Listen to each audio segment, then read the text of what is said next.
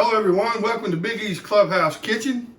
I've had a tremendous amount of requests about my recipe for barn chicken, so I thought I'd do a short video in a couple of steps. But right now we're in the kitchen and we're going to marinate this chicken over 24 hours.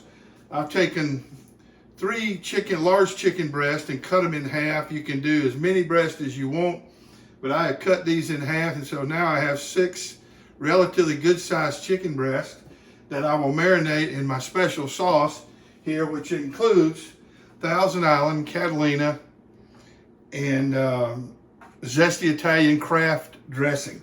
So we mix all that together. You can see the color here. It's kind of an orangish color and it smells real tasty. So we mix all that together so we can get a good flavor here. So I'm going to take my chicken breast. I'm going to put it in a larger bowl.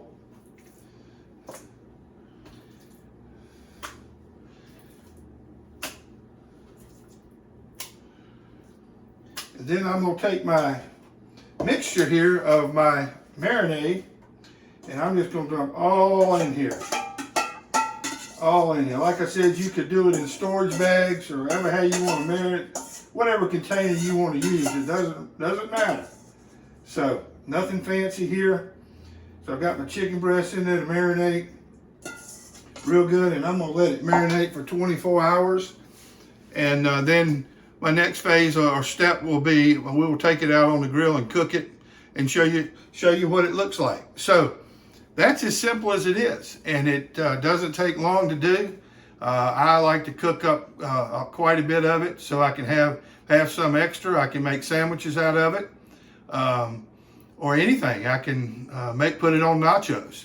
So I always do more chicken breast and have some left over, but I hope you'll enjoy it. I hope this helps you with the recipe, and bon appetit. We'll be back with step 2 in the next couple of days. Thank you.